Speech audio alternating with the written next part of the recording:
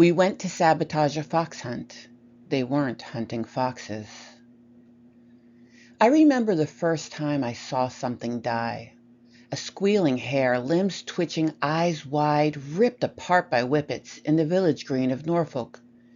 I was only 6 years old. I couldn't scream, couldn't move, couldn't do anything to help the creature.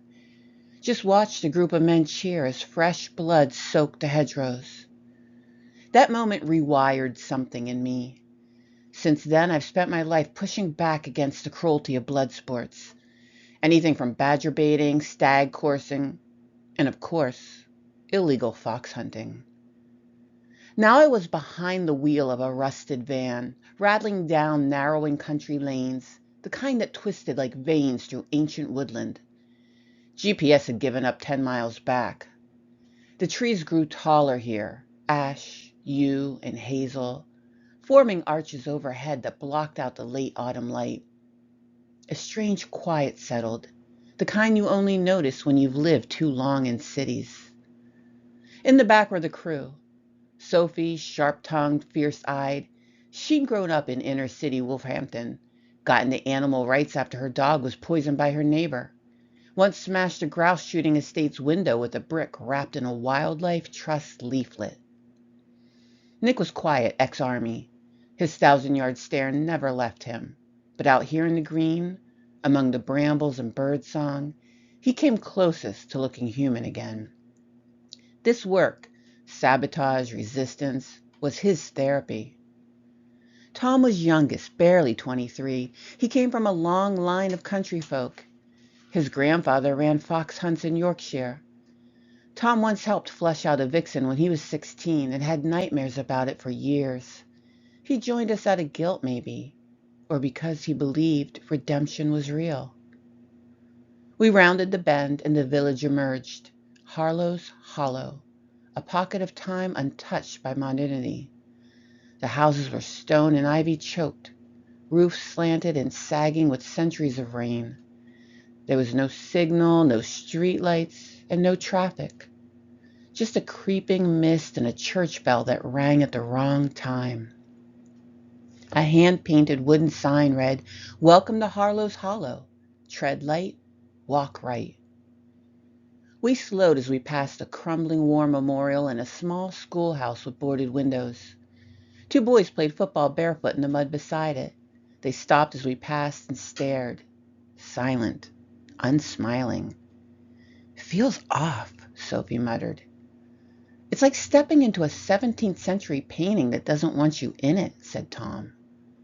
We parked beside the only pub in town, the Broken Heart, its sagging roofline leaning as if trying to collapse on itself.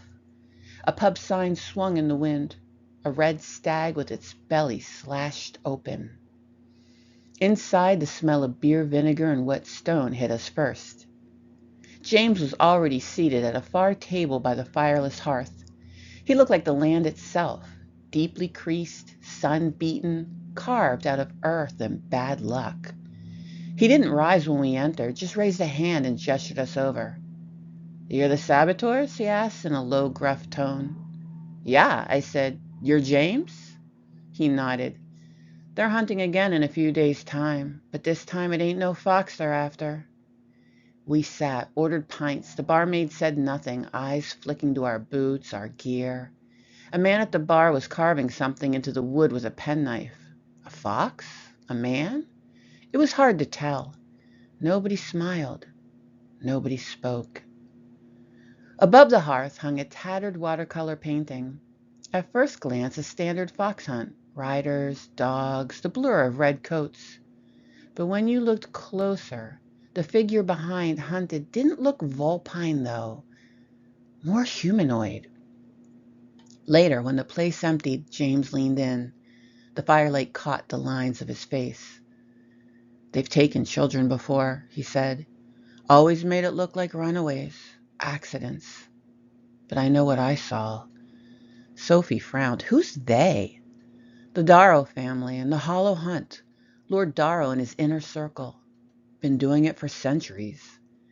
He took a deep swig from his pint, shaking his head. "Foxes at least keep the rabbits from eating my cabbages. These bastards?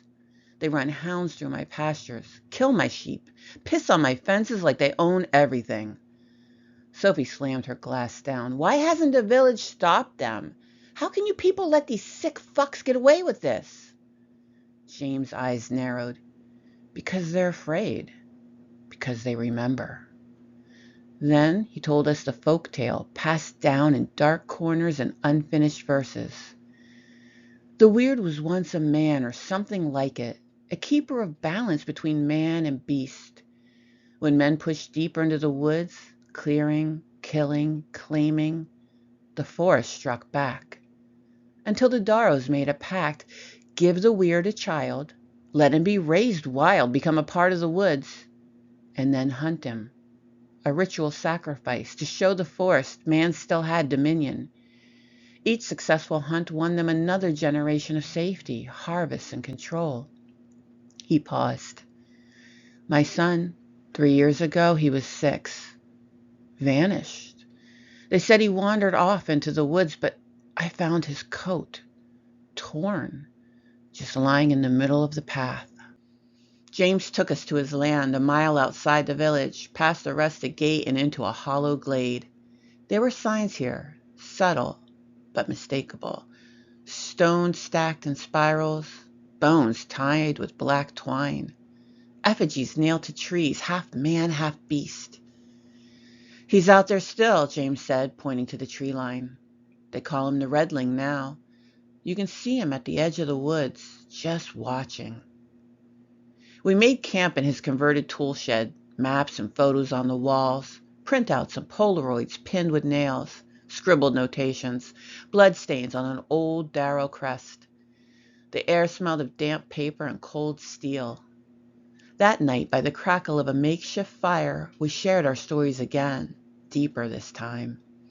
I told them about the hare in Norfolk. Sophie told about the time she stopped a badger baiting ring somewhere in South Derbyshire and got glassed for it.